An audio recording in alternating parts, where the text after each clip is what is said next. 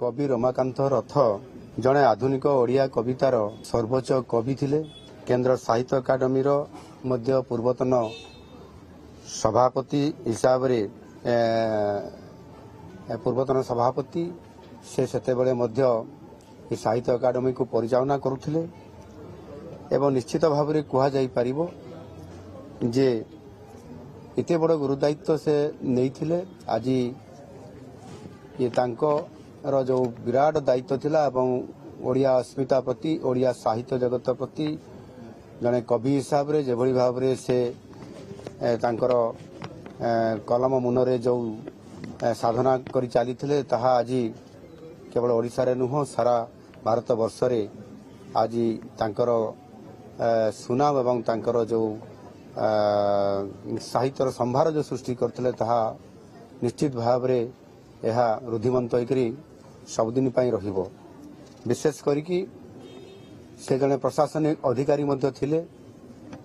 ओडिशा सरकारंकर विभिन्न विभाग रे शासन सचिव हिसाब रे दायित्व तुलेबा एवं 90 रु 92 मसीहा पर्यंत मध्य मुख्य शासन सचिव हिसाब रे गुरु दायित्व नहीं ओडिशार विकासर काम रे तांकर बहुत योगदान एवं अवदान मध्य रहिबा निश्चित भाव रे ओडिशा आर विकास रे शामिल बा ये बहुत बड़ गोटे गुरुत्वपूर्ण कथा एवं से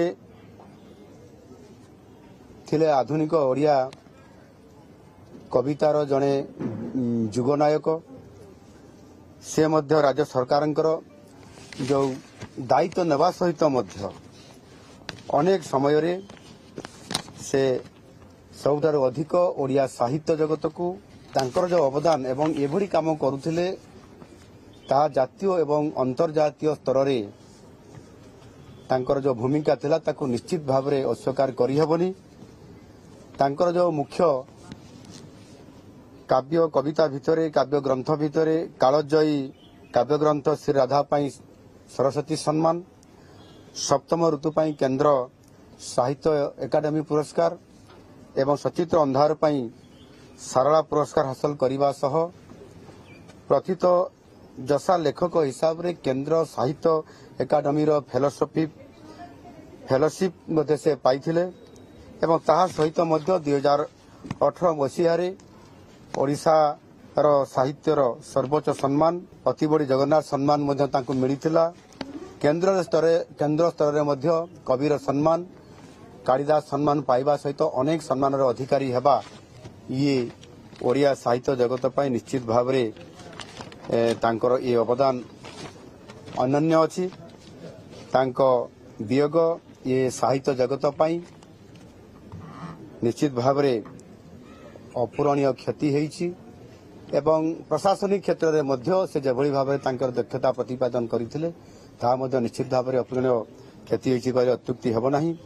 तांको परि महान साहित्यक जुगस्रष्टा को निश्चित भाव मु तांकर जो दुखद देहांत होइछि सेथिरे गभीर भाव में दुखित एवं मर्माहत।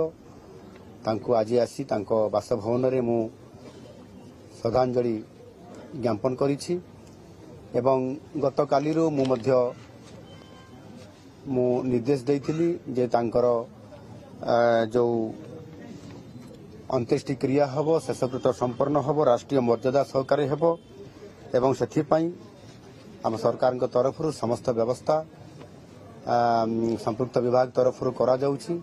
निश्चित भाव रे मु स्वर्गत रथंकर अमर आत्मार सद्गति कामना करुछि एवं शोक संतप्त परिवार वर्ग प्रति मोर समवेदना जनाउछि। स्वर्गत रमाकांत रथ जड़े प्रशासनिक अधिकारी भावे ता सहित जड़े क्यारियर को और जड़े पैशन को जे एते न्याय दे पारि थाए तार गोटे आम आगे इतिहास। कारण प्रशासनिक अधिकारी भावे सर्वोच्च दायित्व रे रहिबा एवं साहित्यर स्रष्टा भावे साहित्य एकाडेमी ठू आरंभ करी विभिन्न कालजयी कविता को तांको कलम मनरे फुटेबा समाज को दिग्दर्शन देथिबा कारणरू तांको पद्मभूषण माने उपाधि रे भूषित करा जायथिला। एभली जणे अमायिक व्यक्तित्व जे आम समस्त इन्स्पिरेशन उत्स आज आम हरई ओडिशावासी शोकाकूल राष्ट्रीय मर्यादार अंत्येष्टिक्रिया समाप्त हब। प्रभु जगन्नाथ अमर आत्मा को सद्गति दिंतु या ही कामना। स्वर्गत रमाकांत रथ जड़े प्रशासनिक अधिकारी भावे ता सहित जड़े क्यारियर को और जड़े पैशन को जे एते न्याय दे पारि थाए तार गोटे आम आगे इतिहास। कारण प्रशासनिक अधिकारी भावे सर्वोच्च दायित्व रे रहिबा एवं साहित्यर स्रष्टा भावे साहित्य एकाडेमी ठू आरंभ करी विभिन्न कालजयी कविता को तांको कलम मनरे फुटेबा समाज को दिग्दर्शन देथिबा कारणरू तांको पद्मभूषण माने उपाधि रे भूषित करा जायथिला। एभली जणे आमायिक व्यक्तित्व जे आम समस्त इन्स्पिरेशन उत्स आज आम हरई ओडिशावासी शोकाकूल राष्ट्रीय मर्यादार अंत्येष्टिक्रिया समाप्त हब। प्रभु जगन्नाथ अमर आत्मा को सद्गति दिंतु या ही कामना। भारतर एकमात्र परीक्षित बायोसार पृथ्वी प्रो माटी को रखे सुस्थ दिए नुआ जीवन। धान पनीपरिबा और डाली जातीय फसल पाई लाभदायक अमल बढ़ाए रोग कमाए। आज ही जमी रे प्रयोग करंतु। राज्यर प्रत्येक जिला और ब्लॉक पाई आमे डिस्ट्रीब्यूटर और डीलर नेउछु। जोगाजोग पाई 9937054201 नंबर को डायल करंतु। आम सह जोड़ी हेबा पाई आमको लाइक फॉलो और सब्सक्राइब करंतु। अधिक अपडेट पाई विजिट करंतु आम वेबसाइट thequiver.in।